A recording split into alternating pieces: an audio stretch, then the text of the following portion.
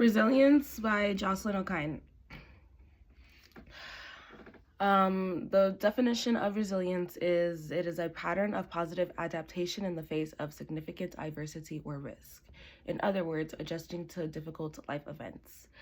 Major key characteristics of resilience is making connections with family, friends, or community, avoid seeing crisis as insurmountable problems, accept that change is a part of living, move towards your goals, take decisive action, use problem and task focused coping mechanisms, look for opportunities for self-discovery, nurture a positive view of yourself, keep events in perspective, maintain a hopeful outlook, and take care of yourself, attend to your needs and feelings. Relevant research associated with resilience is several studies have found that feeling positive emotions daily helps moderate reactions to stress. By Ong et al. 2006 and Tugade et al. 2005. One study suggested that the metaphor of doors opening could help strengthen resilience. Ropek and Silligam, 2014. These researchers found that people tended to actively engage in new possibilities after diversity if they use the familiar idea that challenge can involve loss, but it can also create opportunity, a door opening. One door closes, another one opens. Studies on resilience have found that people can be remarkably adaptable to a variety of difficulties in life.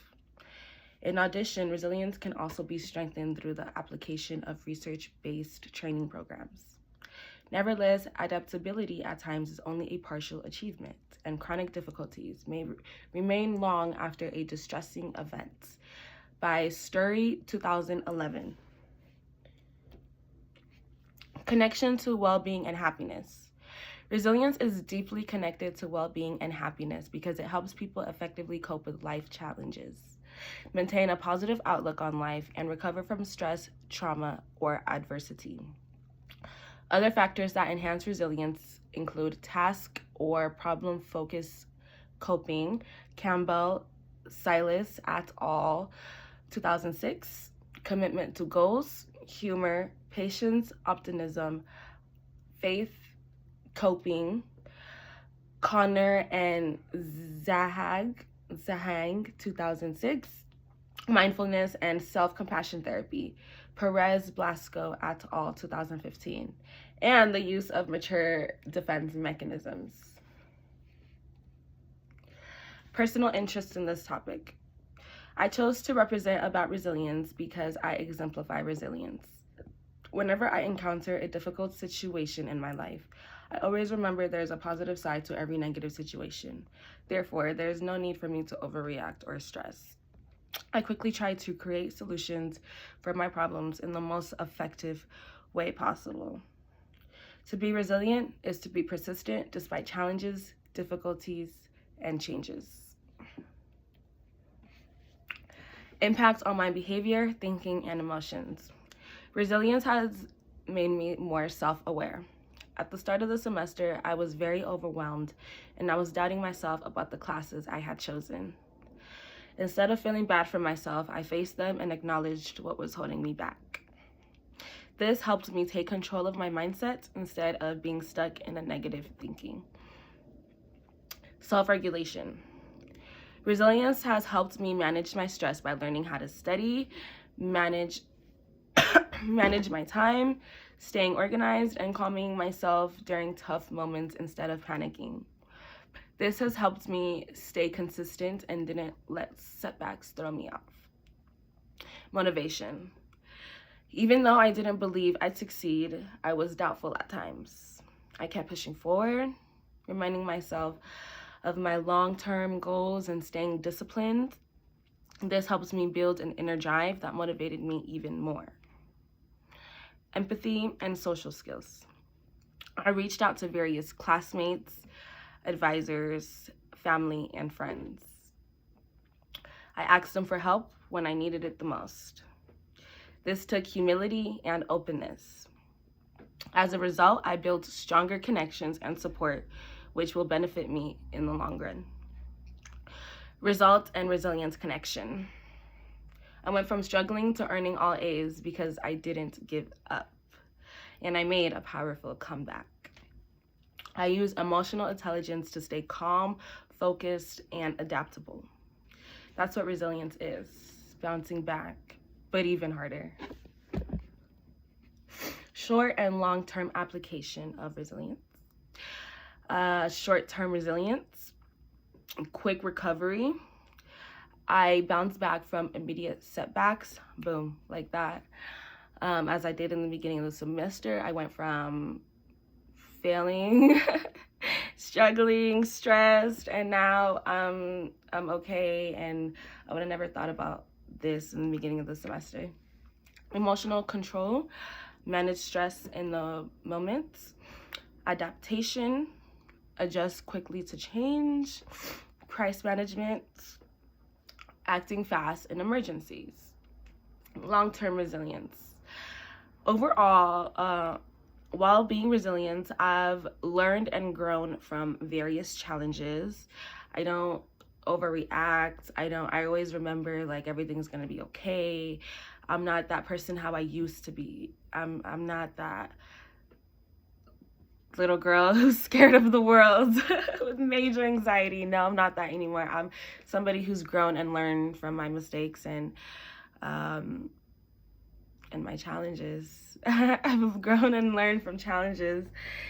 Resilience had strengthened me. It helps me build lasting coping mechanisms, like from smoking marijuana when everything's not going all right to just taking deep breaths, meditating, and just alternative positive coping mechanisms that I still use till today. Motivation. Resilience helps, long-term application of resilience has helped me stay motivated, stayed focused on long-term goals, reminding myself that I want to be a lawyer and who I want to be in the next 10 years has also benefited me. Relationships, maintain connections through difficulties.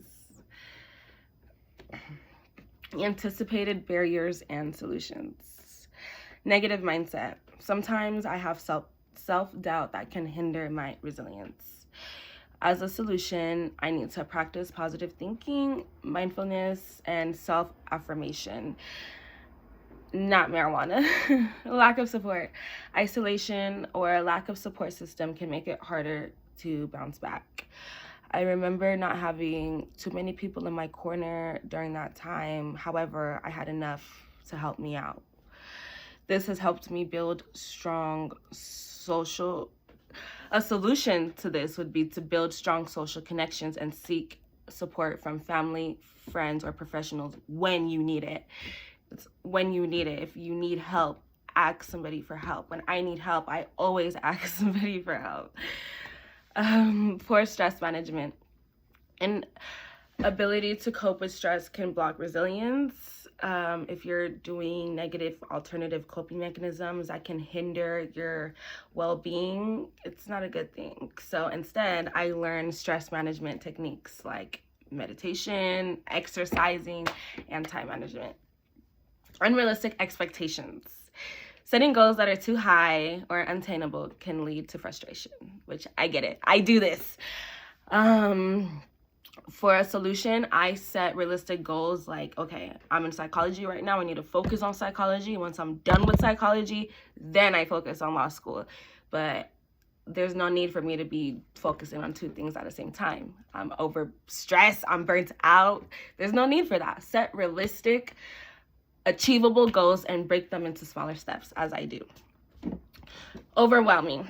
Feeling overwhelmed by challenges can make it difficult to stay resilient. To help with this, I prioritize tasks, take breaks, and seek help when I need it. Burnt out. Constant stress without recovery can lead to burnt out, weakening resilience. A solution is to practice self-care, rest, and balance work-life responsibilities. Being resilient does not require many techniques except for never giving up and bouncing back, but even harder than ever. Don't think about where you are now, but where you want to be and who you want to be in the future. Resilience is important because everyone goes through various obstacles and challenges in their lifetime, but navigating through these challenges in an effective way is what matters. Confucius once said, "Our greatest glory is not in never failing, but in rising every time we fall." Thank you, guys.